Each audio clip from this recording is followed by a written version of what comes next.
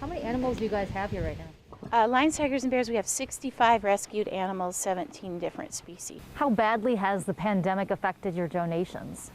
It's been hard since this whole thing started and we had to close to the public. So, not only are our basic donations that we regularly get down, then you have the lost income of, like all the other businesses being closed, which is about 40% down for us. So super hard, and we had to lay off some staff. So if people can help, it would be nice. And we're looking at hopefully next week opening up to just our behind the scenes, and our members for visits will come after that. We'll just have to see how it goes.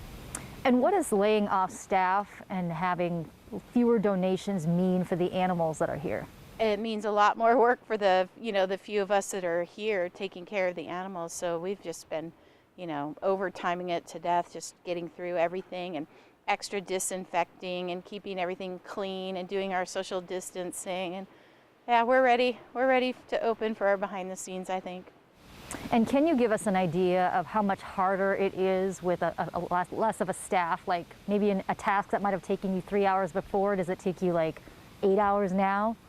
It just takes longer to get through everything, within the day, because there's so many mouths here to feed. And of course it's, we're getting ready for fire season. So a lot of weed whacking and mowing and just getting all of our, all of the weeds down so that we're completely safe here if we were to have a fire.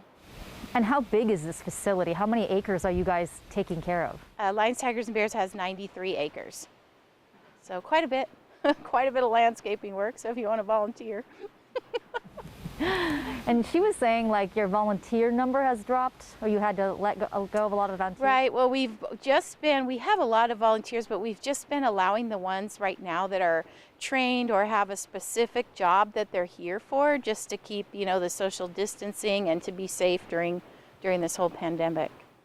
And what would a donation mean for one of the animals here? Oh, it means the world to them, because we survive on donations to provide the quality of life that we can give here at Lions, Tigers, and Bears. So it's super important to the animals. Yeah. What are you most afraid of if this continues to go on? How long it will go on for.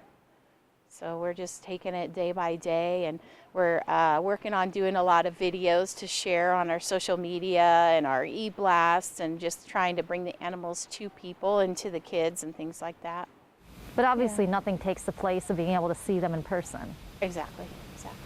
Okay. Anything else you want the public out there to know about why it's so important for this facility to exist? Well, Lions, Tigers, and Bears is one of only 10 big cat and bear accredited sanctuaries in the whole country. And we work all over the nation with first responders and state officials to get animals out of places that they shouldn't be.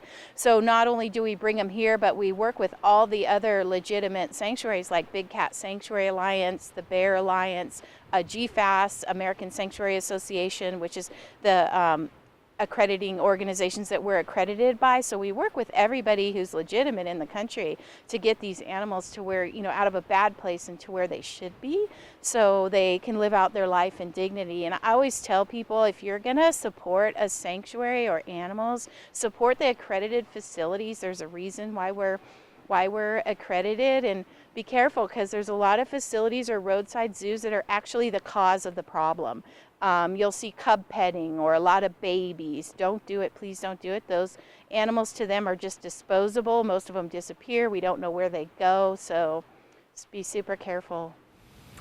One last thing I was going to ask. And how many pounds of food, what kind of food are we talking about over there that you feed them? Right, so every Tuesday we prep all the carnivores' food for the entire week, and so it's usually any kind of meat, raw meat, so beef, chicken, rabbit, pork, any kind of raw beef, and they just mix the diet, and so they weigh them. Some of it goes in the freezer to be thawed at a later time, and then it's just fed daily. And so normally, like if you come out for a behind the scenes or you come out for a visit, that is the portion that we're feeding each individual animal out of, because they're on pretty good strict diets like we should be. Yeah. So how many thousands of pounds do you think you prep a week? I would say a good 1,000 pounds a week, and Rebecca, who does it every week, would have the exact number that they're doing today for you. Sure. Any favorite foods for some of these animals out here? Oh, they all have their favorites, like Meatball the bear. He loves raw salmon. avocados and peanut butter and raw nuts. He loves raw nuts. And like Conga loves chicken with bones. That's her favorite. They all have their favorite. Louie and Bakari, the lions, they love a big rack of ribs. That is their absolute favorite. Yeah. Perfect. Anything, Eric? Is the meat shortage hitting you guys at all? That's a good question. The meat shortage is making food a little bit more scarce and a little bit more expensive. But so far, we haven't not had the problem of not being able to get it. It's just a little bit more expensive. Sure. Yeah.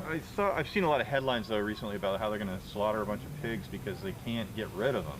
I've been trying to figure out how we can get some of that, but Sure. And forgive me for asking this if it's too, I don't know, direct, but what would happen if you didn't, like let's say donations drop by another 30% and you're down to like 10% of what you had before? Like what would happen to all the animals? we do have reserve money, but we'd like to not get into that reserve money because that's your last source of of your money. So far we're not into that, and we would like to keep it that way because let's say we have a fire this summer, or that's your emergency money. You don't want to get into that unless you absolutely have to, right?